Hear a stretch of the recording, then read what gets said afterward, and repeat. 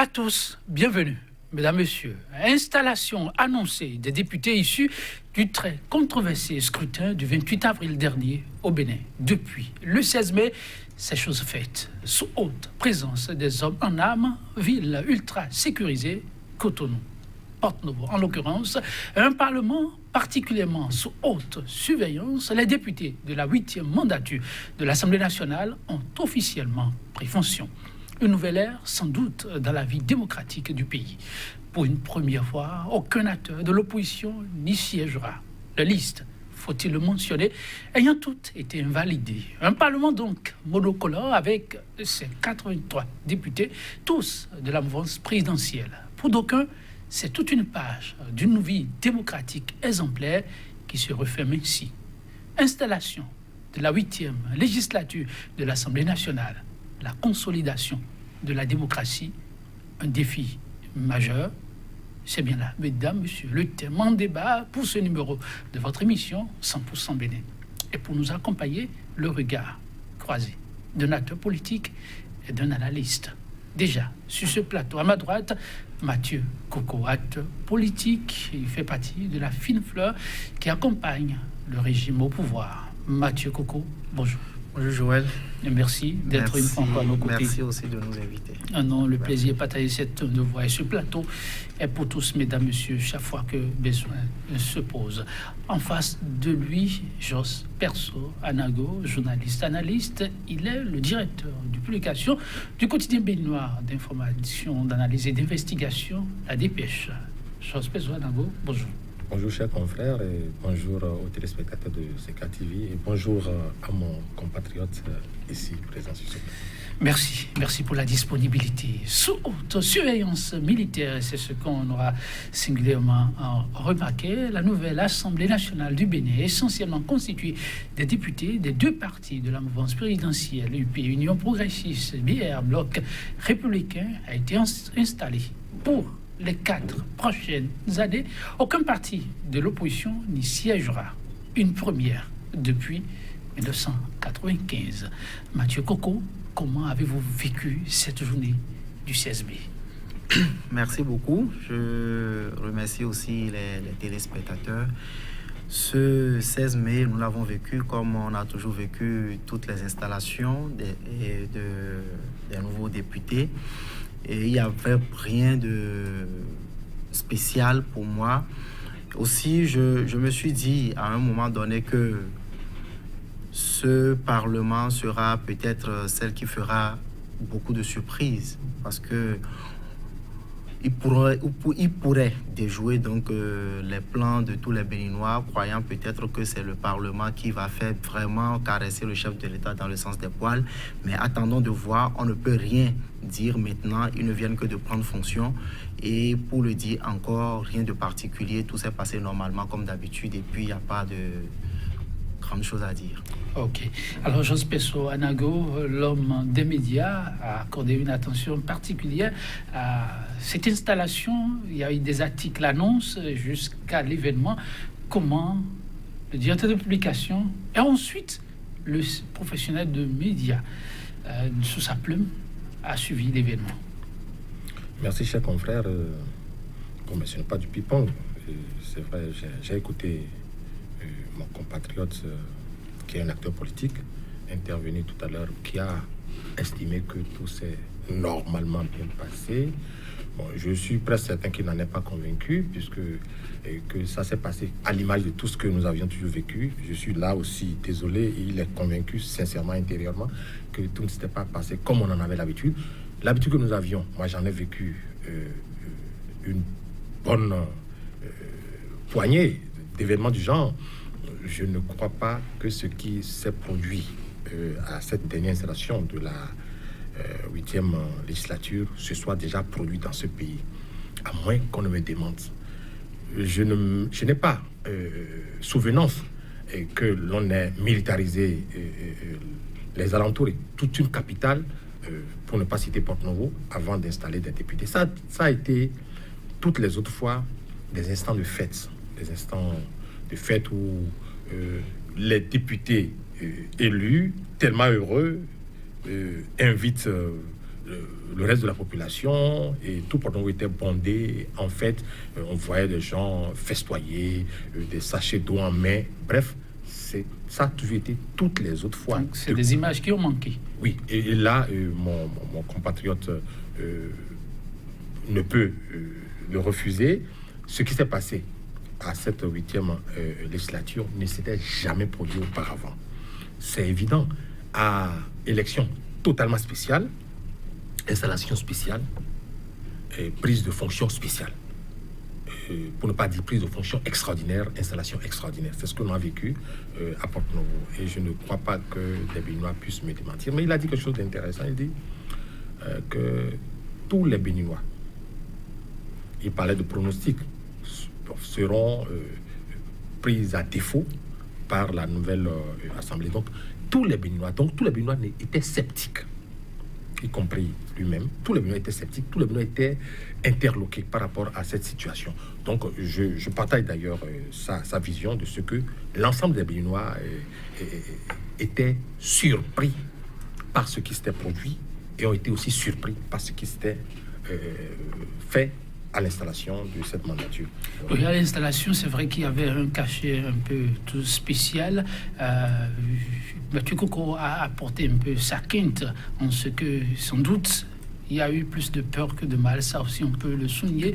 Mais ce qui a singulièrement retenu l'attention dans le dispositif sécuritaire, c'est la présence de trois corps spéciaux, garde républicaine, paracommando et CRS. Pour d'aucuns, Mathieu Coco, c'était du jamais vu. Le contrôle était à l'image de ce qu'on voyait à l'entrée de l'aéroport, une entrée spécifique, des fouilles à la clé, avant qu'on y accède. Et ça, c'était tout particulier, n'est-ce pas? Ou bien vous ne l'avez pas constaté, vous n'y étiez pas. Je ne vais pas aller directement dans ce sens, mais je voudrais tout simplement dire que l'installation des députés qui est intervenue hier est arrivée dans un contexte que nous connaissons tous. C'est dans un contexte où la sécurité, non seulement des biens publics et des biens privés, est menacée par des individus, par des badauds qui ont pris d'assaut certaines institutions ou certaines des rues de la République. Eh bien, face à cela, un État responsable doit pouvoir assurer et la sécurité de l'institution parlementaire, et la sécurité des populations, et la sécurité aussi donc des nouveaux députés. Et je ne crois pas que avoir dire qu'on n'a pas vu des gens, mais vous n'étiez pas là, vous étiez là bien sûr la dernière fois, quand même des maisons des privés ont été brûlées par des badauds, par des personnalités qui se sont transformées subitement donc en badauds et ont pris d'assaut des biens privés des gens.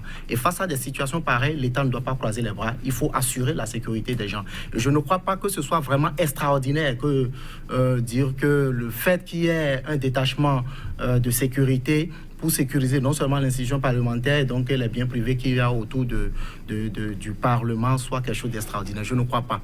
La sécurité doit être garantie par l'État et l'État l'a fait. Je crois que cet événement pour moi, ce n'est pas un événement extraordinaire. L'autre chose, la présence de 3 corps. Bon, l'avoir remarqué peut-être, je crois que dans les dispositifs donc, de sécurité qu'il y a dans notre pays, si la police républicaine à un moment donné est débordée ou bien ne pourra peut-être pas être à la hauteur de l'événement, c'est normal que l'armée vienne en appui et je ne trouve pas quelque chose d'extraordinaire à cela. Je ne trouve vraiment pas quelque chose d'extraordinaire à ça. Je crois que ce qui est important aujourd'hui, c'est l'institution, c'est le Parlement. C'est ça qui est la chose la plus importante. Est-ce que les 83 députés étaient présents? Oui.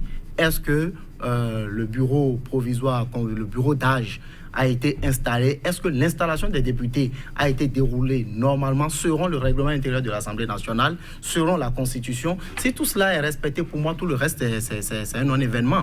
Parce qu'on ne va quand même pas se laisser prendre d'assaut par des badauds. Parce que, je le dis et je le précise très bien, c'est des individus qui ont été, je dirais, recrutés par des personnes immorales de notre pays et qui ont accepté donc de jouer à ce jeu. Mathieu Coco ne va pas un peu trop vite. Non, on n'a plus de sagesse. On n'a plus de sagesse dans le pays. On n'a plus de sagesse dans le pays. On n'a plus de sagesse. Non, je sais, vous pondérez. Non, mais vous n'allez pas faire comme les autres, Mathieu Coco. On ne va pas faire comme les autres. Mais on a plus de sagesse. On n'a plus de sagesse dans le pays.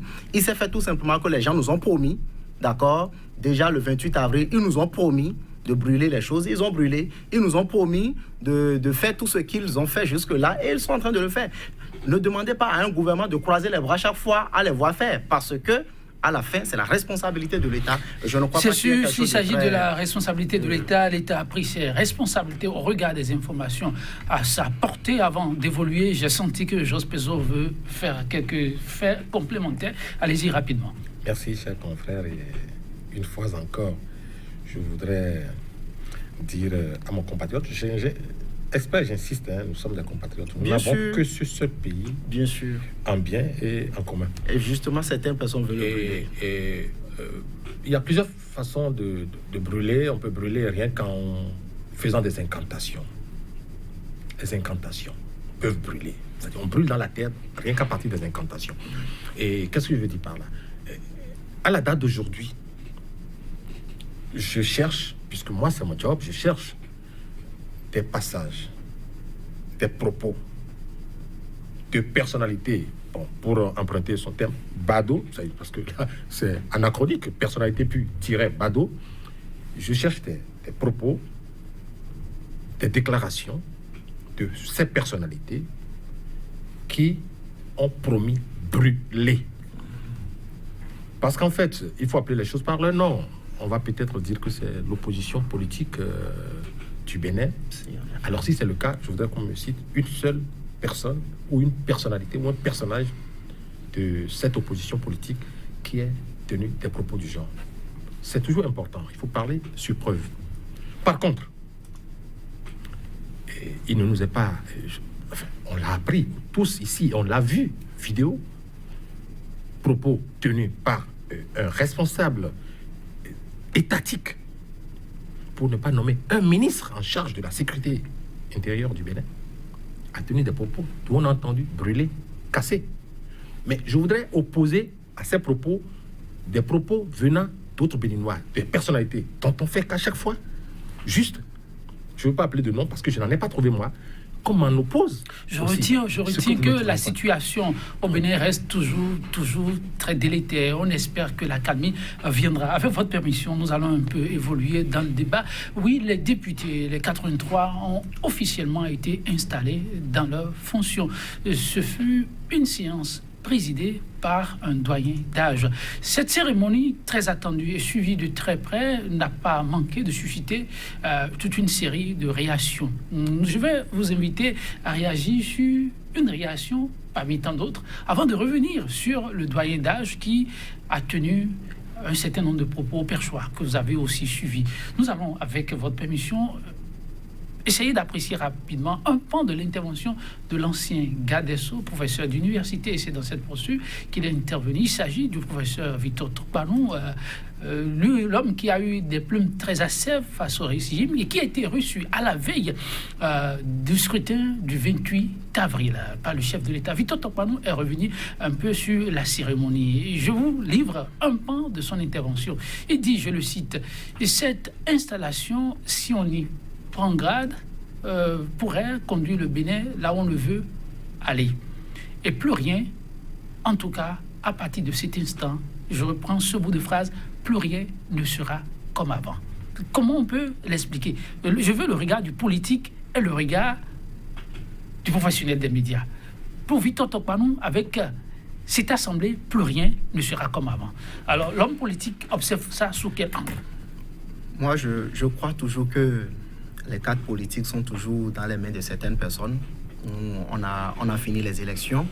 83 députés ont été élus par des Béninois et vont siéger pour 4 ans. Et selon donc les règles et la constitution de notre pays. Et pour moi, plus rien ne sera comme avant. C'est le politique qui parle. Le politique qui parle, espérant vous peut-être... êtes politique aussi. Oui, le politique qui parle. Plus rien ne sera comme avant. Moi, je peux le prendre dans plusieurs autres sens. Hein. Voilà. Effectivement, pour la première fois, l'Assemblée nationale contient, sinon va voir siéger des députés issus de 2 partis politiques. Donc ce ne serait plus du vandalisme, ce ne serait plus, excusez-moi le terme, ce ne serait plus en réalité du marchandage politique en ce moment donné. Les jeux sont clairs, nous avons actuellement 2 partis qui siègent à l'Assemblée nationale. Il y a un parti qui est majoritaire, il y a l'autre qui est minoritaire. Maintenant, les jours à venir vont donc nous édifier clairement sur ce que sera la ligne de chaque parti pendant cette mandature. Mais tout ce que je peux dire, le Bénin vient de faire un grand pas. Le Bénin a fait un grand pas. On a gagné beaucoup de choses. Vous allez voir que les années, les mois à venir, beaucoup d'autres pays vont vouloir suivre notre pas et faire en sorte que la vie politique soit animée par des acteurs politiques issus d'un parti politique et qui peuvent répondre au nom de leur parti politique. Et quand vous voyez aujourd'hui le paysage politique que nous avons dans notre pays, beaucoup de personnes parlent, mais beaucoup de personnes parlent en tant qu'acteurs politiques, en tant que personnalités politiques issues des partis politiques qui n'existent plus. Alors, il faut que la vie politique de notre pays soit animée par des partis politiques. Seront des règles, seront des lignes éditées donc par ces partis-là. Pour le professeur Victor Tokpanou, moi, je ne vais que dire que ce que vient de dire. Pour moi, le professeur Victor Tokpanou a toujours les cartes politiques en main et peut-être espère ou bien croit que le Bénin va surprendre encore à partir de cette législature. Oui, votre lecture, plus rien ne sera comme avant. Oui, plus rien ne sera évidemment comme avant. Avant, qu'est-ce qui se passait à l'Assemblée? Il y avait des pastards. C'est ça dans toutes les assemblées du monde. C'est ça. C'est-à-dire, il y a une opposition, il y a une majorité, et puis, il y a des discussions. Ça change de temps en temps. Et puis, ça échange, ça discute. Et puis, ça contrôle véritablement l'action du gouvernement, par exemple. Ça va même à l'encontre des visées ou des démarches gouvernementales. Plus rien ne sera comme avant. C'est vrai aussi, dans ce sens, vu ainsi, plus rien ne sera comme avant. Et on ne peut plus se leurrer pour s'attendre à ce qu'à l'Assemblée, certaines personnes mettent leur veto sur tel en disant non, le gouvernement est allé dans le mauvais sens. Plus rien ne sera plus comme avant. C'est évident aussi. Plus rien ne sera comme avant, effectivement, parce que à l'Assemblée, nous avons 2 partis politiques de la mouvance présidentielle, ce qu'il ne faut vraiment pas se leurrer et pour situer. Nous avons 2 partis siamois, nous avons 2 partis qui sont venus du même sérail, nous avons 2 partis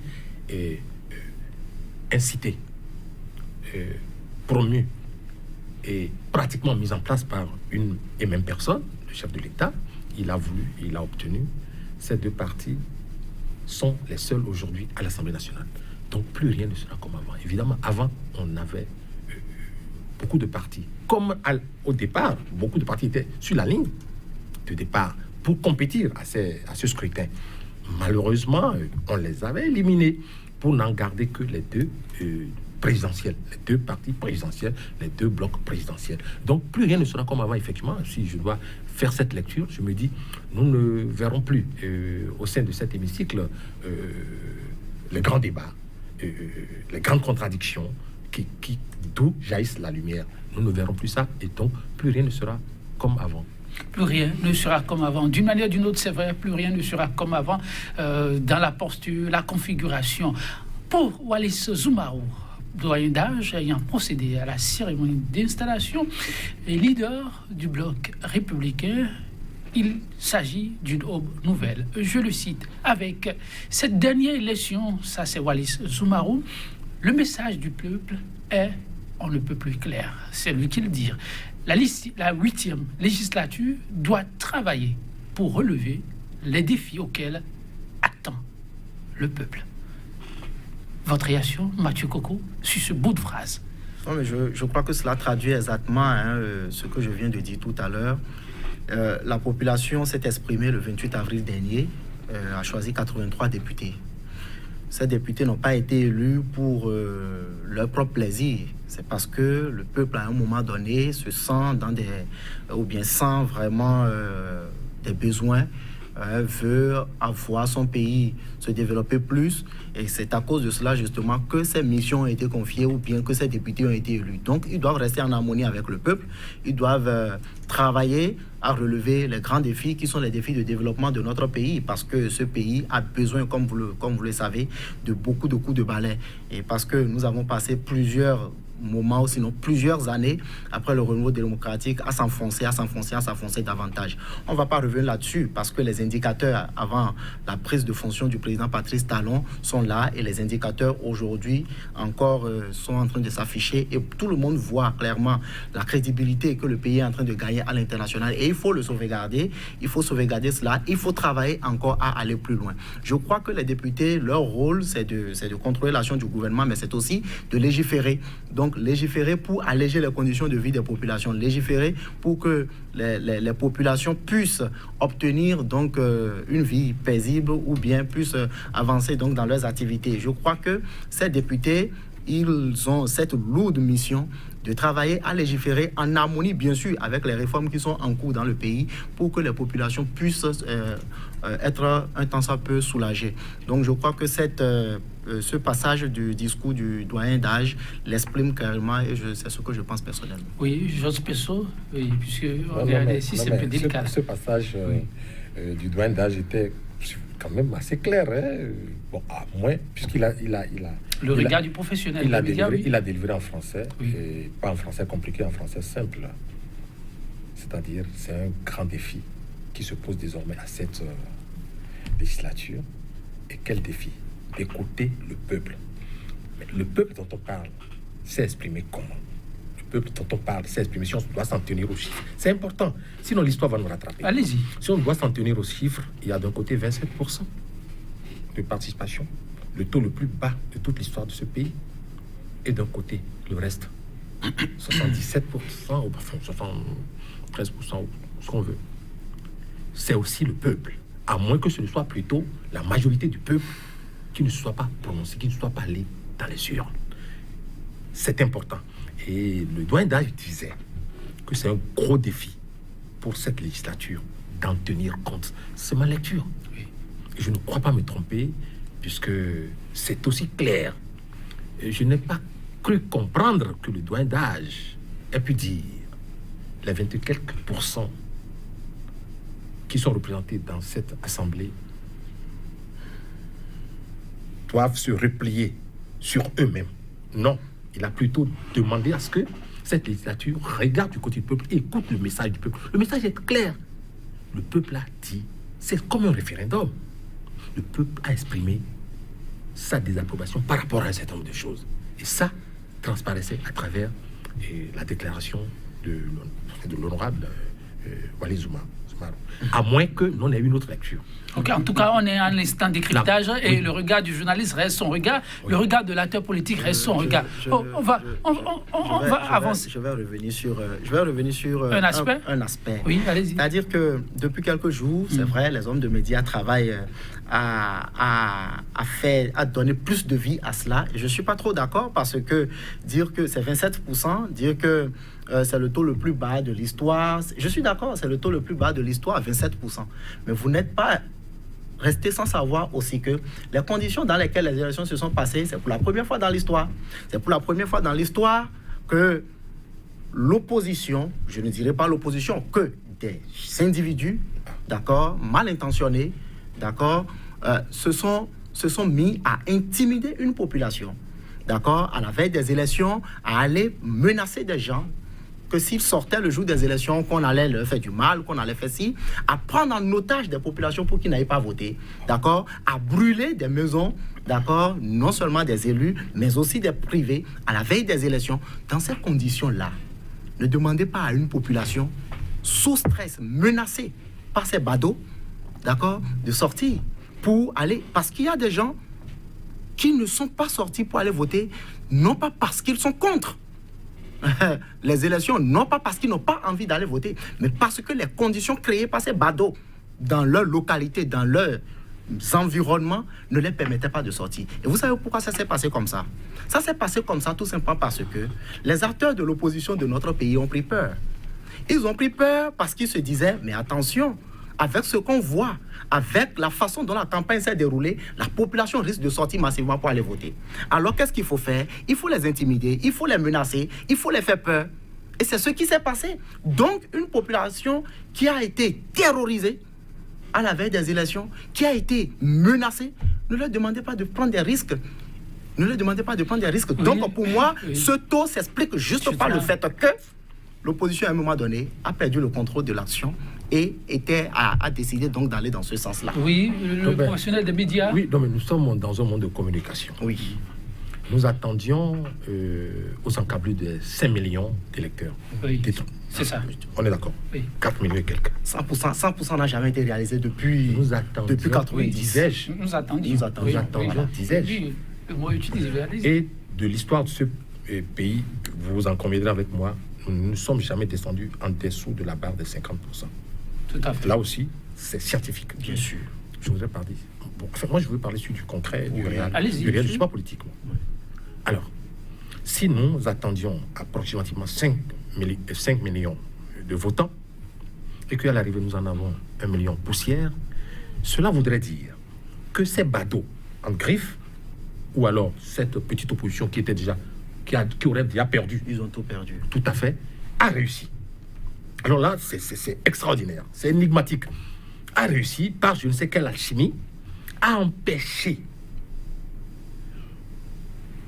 C'est-à-dire plus La de, chimie est là, je viens de vous le dire. plus de Je 3 viens de vous dire millions la chimie. d'électeurs. Ils n'ont pas- Je viens de Je vous vous dire en la prie, chimie. cher- Oui, je viens de vous dire Oui, la allez-y, chimie. chers compatriotes. laissons-le poursuivre. Oui. Oui, Que je vous ai laissé faire. oui, C'est-à-dire ces badauds, bien sûr.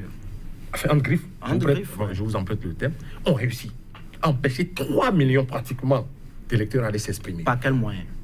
C'est extraordinaire. Je trouve que c'est franchement alchimique. Mieux encore, mon compatriote a faim de nous dire, parce que nous sommes suivis de par le monde, on parle d'opposition. Ben, on n'a pas vu l'opposition aux élections. Mais ça ne vous inquiète pas, ça ne vous intrigue pas. Non. Moi, ça m'intrigue. Pourquoi l'opposition n'y était pas allée? L'opposition n'y était pas. L'opposition n'a pas été acceptée pour aller aux élections.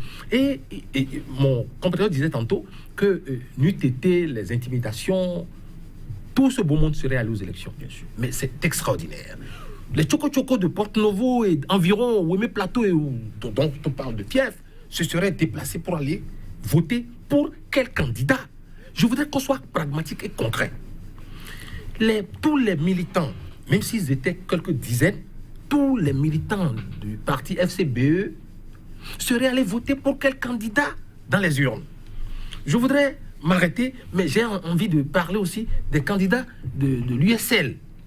Donc, pas comme miracle, ces candidats, du moins, ces militants n'existent plus du tout. Alors, réaliste. on va avancer, avancer. mais puisque vous avez ouvert la brèche, vous me poussez à vous offrir une petite analyse de Victor Tokpanou sur la question de chiffres. Et après, on va évoluer très rapidement parce que Waly Soumarou a fait plusieurs appels.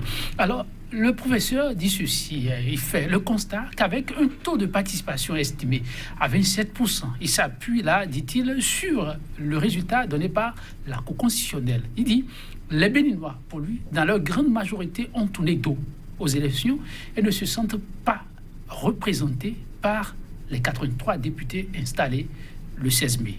La conséquence, explique Victor Tokpanou, les lois qui seront prises par ces députés seront, dit-il, menacés de contestation.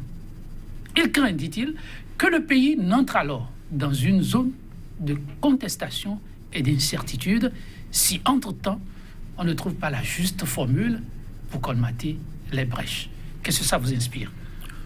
Non, comme je vous l'ai dit tout à l'heure, je crois toujours que c'est la parole du politique, et non pas la parole du professeur. C'est la parole du politique parce que c'est toujours peut-être l'élan de la contestation, sinon de la non-reconnaissance de la légitimité donc de ce Parlement. Et moi, je dis, nous avons une constitution qui est là et que la constitution indique clairement les chemins et les voies à suivre dans notre pays. Si dans tout le processus qui est là jusqu'à l'installation de ces 83 députés, le professeur ou le politique arrive à nous dire que voilà, tel article de la Constitution n'a pas été respecté dans l'élection donc de ces 83 députés, on prend ça en compte et puis on avance avec. Mais si on doit toujours rester dans les a priori, dans les comment je peux appeler, dans les sentiments personnels, dans les sentiments personnels que chacun ressent en lui pour faire son analyse, je crois que c'est de la politique. Et puis là, chacun est libre sur ce terrain-là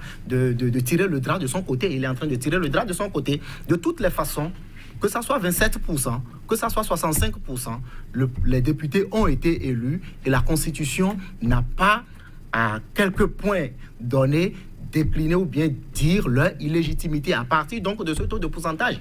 Je crois que ça ne sert à rien que les entre-griffes intellectuelles de notre pays continuent toujours donc d'allumer, d'activer un feu qui n'a plus vraiment son utilité ou qui n'a plus sa raison d'être. Mais lorsque ce dernier dit que tout dépendra un peu des éléments d'accompagnement qui seront mis en place. Les éléments d'accompagnement, c'est les mêmes éléments d'accompagnement. On ne peut pas créer d'éléments d'accompagnement spécial pour un parlement ou bien pour dire quel que soit truc là. Les mêmes éléments d'accompagnement qui ont accompagné tous les parlements vont encore accompagner ce parlement. Et n'oubliez pas, parce que on a comme impression qu'à un moment donné, les gens se disent toujours, si ce n'est pas nous, ce n'est pas bon. Pourquoi? Si ce n'est pas nous, ce n'est pas bon. Moi, je crois que à partir du moment où on a installé les députés, on n'a plus affaire donc à des individus qui ont été élus. Nous avons affaire désormais à une institution. Et l'institution, c'est le Parlement. Et il faut en tenir compte au lieu de continuer toujours à voir la personne de Patrice Talon ou bien la personne des députés qui sont élus. Nous avons désormais un Parlement, c'est une institution et l'institution doit pouvoir fonctionner et les lois qui seront votées par cette institution doivent pouvoir s'imposer à tous les Béninois. Votre réaction sur cette analyse de Victor Tompanou, et on évolue avec Wallis Soumarou. Bon, cette analyse a ceci d'intéressant que les scientifiques réalistes et procèdent d'une méthodologie de sachant. Bon, donc, qu'est-ce que j'ai à dire donc que d'aller dans ce sens en disant mais ce n'est que la réalité. On peut choisir de ne pas regarder dans le sens de la réalité. Et là, c'est aussi un choix, et ça peut être un choix, comme l'a dit mon compatriote, un choix politique. Donc, on peut politiquement se refuser de regarder la réalité en face. Et si on ne doit pas tenir compte des chiffres, alors pourquoi à longueur de journée on nous bassine avec des statistiques? Les chiffres nous accompagnent tous les jours que Dieu fait. Ces chiffres sont là. 27% ne veut pas dire tous les Béninois. C'est une évidence. 27%, c'est pas tous les Béninois. C'est pas toutes les couches socio-professionnelles de ce pays. 27% repartis entre deux partis. Deux partis. Ce n'est pas deux partis du Bénin. Deux partis parmi les nombreux partis politiques qui étaient enclins à aller aux élections. Deux seulement.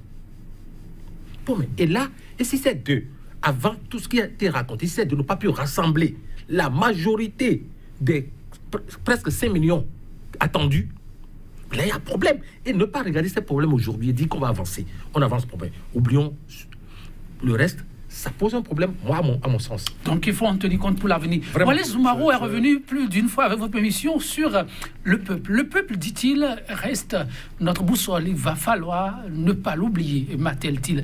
La mission qui est la nôtre, je le cite, mérite une vigilance de tout instant. Nous devons travailler, je poursuis, avec rigueur. Une fois encore, il ajoute, répondre à l'attente du peuple. Quel sens le politique donne-t-il à ce recours permanent au peuple et à la sémantique de l'action vigilance rigueur? Avant d'arriver à votre question, je vais revenir encore sur quelques propos. Ne soyez pas surpris qu'on conclue l'émission. Quelques propos de mon vis-à-vis. Vous savez, quand on parle des chiffres, vous avez dit que 27% ne représentent pas tous les Béninois. Je suis d'accord avec vous. 27% ne représentent pas tous les Béninois. Mais pour bloquer la révision de l'Assemblée, la révision de la Constitution à l'Assemblée nationale, combien l'ont bloqué? Représente-t-il la majorité des Béninois? D'accord? C'est dire que nous avons des tests. Non, je ne suis pas. De la même façon que l'élection législative n'est pas un référendum. L'élection législative n'est pas un référendum, c'est des circonscriptions électorales qui sont bien délimitées, et puis des populations ont voté, terminé. Donc ce que moi je vais dire, d'accord, lorsque nous avons des tests, lorsque nous avons une constitution, mais il ne faut pas qu'au moment où ça ne nous arrange pas, on cherche à tout remettre en cause. La constitution n'a jamais dit que dès que c'est 27%, c'est illégitime, les lois qui vont prendre ne seront pas respectées par la population. Nous qui sommes un peu éclairés, arrêtons de semer cet amalgame, arrêtons de semer ce trouble dans la tête des gens. Et vous revenez à ma question. Quand ça reviendra, vous serez tentés donc à vouloir faire autre chose. Donc je vais revenir à votre question. Oui. Je crois que ce recours permanent au peuple, c'est conditionné du doyen d'âge, c'est conditionné par les circonstances dans lesquelles nous trouvons aujourd'hui. On ne peut pas ignorer aujourd'hui que le peuple aujourd'hui est en train d'être manipulé, tiré, comme on est en train de le faire ici, 27% quand on va voter des lois, ce n'est pas bien, non, l'opposition, c'est-à-dire chacun essaie de manipuler ce peuple-là aujourd'hui. Et le député fait quoi finalement? Les députés, les 83 députés auxquels il s'adresse? C'est justement à ça que j'en viens. Chacun essaie donc de tirer aujourd'hui le drap de son côté en voulant faire croire que c'est le peuple, c'est le peuple, c'est le peuple. Le doyen d'âge est en train de faire dire aux députés que de ne pas donner raison, d'accord, à ce qui se dit dans l'opinion, qu'ils sont des députés à la solde peut-être d'un pouvoir, où ils sont des députés, ils leur demandent d'être professionnels dans le travail qu'ils vont faire, et en regardant ce peuple qui les a élus, et en travaillant pour satisfaire donc aux besoins de ce peuple. Je crois que le message est clair, on n'a pas besoin de dire ça dans d'autres sens. Ils les exhortent tout simplement à travailler pour le peuple, et non à chercher à travailler pour un gouvernement ou bien pour quelqu'un qui les aurait donc faire comme certaines personnes le disent. Oui, chose que sur Wallis Soumarou, il ne sait pas ce qu'il fait pour Fédéry, l'homme a sorti un discours qui a laissé croire plus d'un. Comment vous appréciez ce pan de cette intervention? Une fois encore, le recours au peuple, oui, et la gradation que nous avons présentée tout à l'heure. Oui, dès l'entame de ces propos, j'ai suivi. Je me suis dit, si cela lui venait des tripes, ça veut dire que c'est un effort d'apaisement qu'il est en train de déclamer à travers ses propos. D'apaisement. Ah bon? Oui, tout à fait. Et les analystes qui n'ont pas voulu prendre parti ont convenu de ce que le doyen d'âge a fait preuve de beaucoup de tact. Il avait un discours qui se voulait rassembleur, un discours qui se voulait ouvert, un discours qui se voulait attentif et attentionné. Ça, c'est une lecture qui se dégage et on n'a pas besoin de mettre autre chose pour le comprendre. Mais on chante l'autre de l'apaisement ou dans quelles circonstances? Quand il n'y a pas apaisement, quand il y a friction, quand il y a problème. Le doyen d'âge disait déjà à travers la lecture que moi j'en fais, à travers ses propos, qu'il y a friction. Qu'il va falloir, cette législature de travail en profondeur. Il a aussi tenu ses aller plus loin, en profondeur, plus loin, pour apaiser, pour calmer le peuple. Le député ne calme pas le peuple. Oui, le député peut bien. Parce qu'en fait, les actes que vous posez à l'Assemblée nous conduisent dans la vie quotidienne, nous en imposent dans la vie quotidienne. La preuve, les lois qui ont été votées, la charte, et le code, aujourd'hui, en impose à la population. Si la population doit sourire, ça peut se faire depuis l'Assemblée. S'il va y avoir des frictions, les députés peuvent aussi organiser. On a vu au Burkina, les députés étaient allés au Parlement pour légiférer sur des tests que la population ne trouvait pas bon. Ils ont tergiversé. Les députés, disais-je, mais on a vu la suite. C'est dire donc que ce peuple a anticipé parce que, tiens, si on laisse faire ces députés, ils vont nous en imposer. Puisque ça, la loi, c'est cela, en réalité. Et donc, pour en revenir rapidement au propos du professeur Tokpan, qui disait, on pouvait se retrouver avec une population contestataire des lois de la République. Oui. Si la population ne se retrouve plus, ne se mire plus à travers ce que font ces mandants, ces parlementaires, il y a contestation, il y a frustration et contestation. C'est d'où, moi, je dis, il faut être pragmatique, scientifique, ne pas inventer du fil à couper le beurre. Ok, oui, Mathieu Coco, deux grandes missions. Le doyen d'âge l'a encore rappelé. légiférer, contrôler l'action du gouvernement. Votre vis-à-vis soulignait tout à l'heure que ces députés, la tâche sera encore plus intense pour eux, car il s'agira de choisir des tests où le peuple dira « Waf, ceux-là, ils connaissent nos attentes ». Comment ça pourra se jouer? Je crois que c'est exactement comme ce que je disais tout à l'heure. C'est à cela vraiment qu'invite le doyen d'âge les députés. Il leur demande de travailler avec beaucoup de professionnalisme, de travailler pour soulager le peuple et non pour rester dans les lignes dictées par quelqu'un ou bien par un pouvoir. Je pense que les députés ils ont tout le pouvoir de faire ce que dit le doyen d'âge. Ils ont tout le pouvoir. Ils ont tout le pouvoir parce que chacun d'entre eux vit parmi les Béninois, parce qu'ils savent de quoi les Béninois ont besoin, parce qu'ils savent aussi de quoi le pays a besoin. De quoi les Béninois ont besoin, de quoi le pays a besoin. On ne peut pas satisfaire les Béninois sans satisfaire le pays. On ne peut pas satisfaire les Béninois sans satisfaire le pays, de la même façon qu'on ne peut pas satisfaire le pays sans satisfaire les Béninois. Donc, il faut travailler de telle en sorte que ça soit dans les réformes, que les réformes arrangent non seulement le pays, mais aussi soulage la population. Je crois que dans ce qui va se faire comme travail les 4 prochaines années à venir, c'est de travailler vraiment de façon professionnelle, de faire en sorte que le peuple se retrouve dans ce qui sera pris comme décision au Parlement, de faire en sorte que la population entière soit, comme vous l'avez dit tout à l'heure, dans les lois qui sera votées à l'Assemblée, se retrouvent, se disent « Ah, vraiment, on n'aurait pas cru que ceux-là arriveraient à ce niveau-là. » Donc, je crois personnellement que moi, je fais confiance à cette législature parce que je sais qu'ils mesurent vraiment la hauteur de la tâche qui leur est confiée et ils seront à la hauteur. Quelle marge de manœuvre pour y arriver? C'est la grosse interrogation que un certain nombre d'analystes se posent. Avant de me retourner vers vous, je vous la pose, vous. Quand vous voyez cette configuration rajeunie à plus de 50%, 62 nouvelles têtes. Dans le lot, il y en a qui connaissent l'outil politique, d'autres pas. Avec un Parlement dont on aura dans les toutes prochaines heures la configuration, mais une tête de pont qui pourra beaucoup compter et qui a pris la parole et a prêché comme il a prêché, quelle marge de manœuvre enfin pour que le message soit entendu et traduit en actes?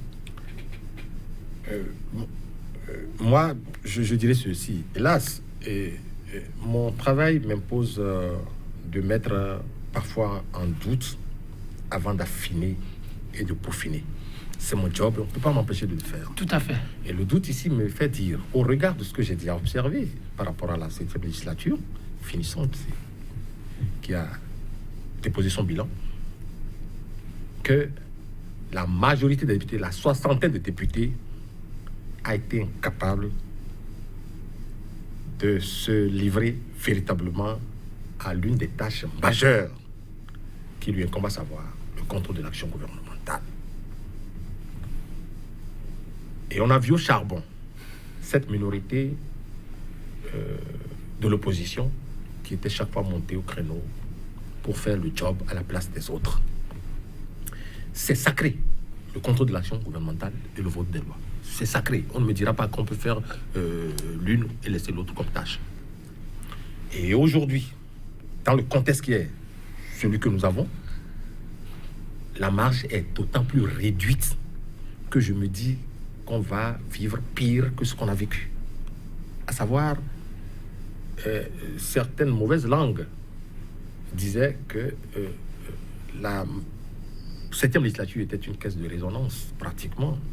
Il y a des députés, je ne voudrais pas croire en ces mauvaises langues, mais qui venaient comme des trophées de guerre avec des tests dont ils ne maîtrisaient même pas la texture.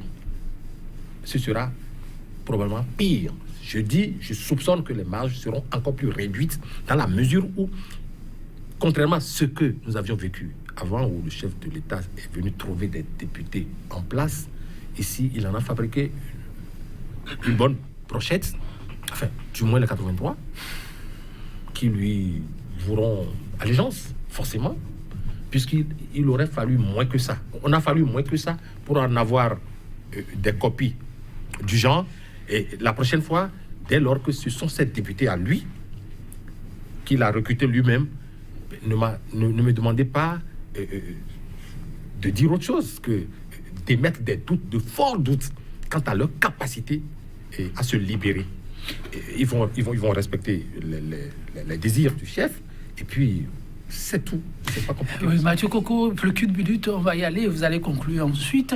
Voilà, hier, c'était manifeste à la 7e législature. Il a vertement été reproché de n'avoir pas été en mesure d'assurer le contrôle de l'action gouvernementale, l'une de ses missions régaliennes. Je ne crois pas. Aujourd'hui, c'est les reproches qui ont été faits. Vous avez suivi sans doute. N'a pas été en mesure de l'assumer à fond et de voter des textes qui n'ont pas été au regard des attentes du peuple. Aujourd'hui, c'est vrai, le chef de l'État, pour reprendre le mot de votre vis-à-vis, avait trouvé ses députés en place et a travaillé avec. Aujourd'hui, ce n'est pas le cas. Tous disent accompagner l'action du gouvernement. Dans un contexte comme cela, quelles peuvent être les marges de manœuvre pour être plus à l'écoute du peuple?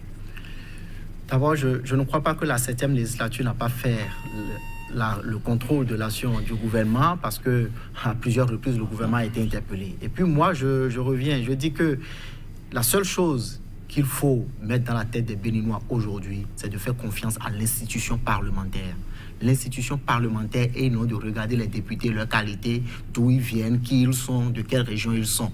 C'est l'institution parlementaire. Il faut travailler à faire de l'institution une institution forte. Et je crois que les marges de manœuvre pour ces députés de contrôler l'action du gouvernement et de voter des lois à l'image du peuple, ils ont tous les pouvoirs. Et vous concluez sur ces mots? Je conclue sur ces mots en invitant tous les Béninois, à partir du moment où les élections sont terminées, travaillons ensemble pour garantir un développement à notre pays, en faisant confiance à nos institutions et ne pas regarder la tête de ceux qui constituent donc ces institutions. L'institution parlementaire, c'est la deuxième institution de notre pays, et il faut faire confiance à cette institution-là. Merci à vous, Mathieu Coco. Oui, j'espère sur votre conclusion. Oui, merci. Volontiers, je me serais rangé de son côté en disant que les Béninois doivent faire confiance en leurs institutions, mais les institutions ont trahi les Béninois. Par conséquent, il est difficile aujourd'hui pour les Béninois de faire confiance en leurs institutions. Il revient aux institutions de relever le défi. Merci, wait and see, dites-vous. Merci à vous, Mathieu Coco, pour la contribution à l'enrichissement de ce débat. Merci également à vous, Jospin Soanago, chers téléspectateurs. Merci pour la complicité jamais renouvelée. Ce sera un plaisir de vous retrouver très bientôt pour notre plateau. 100% Bénin pour le numéro du jour.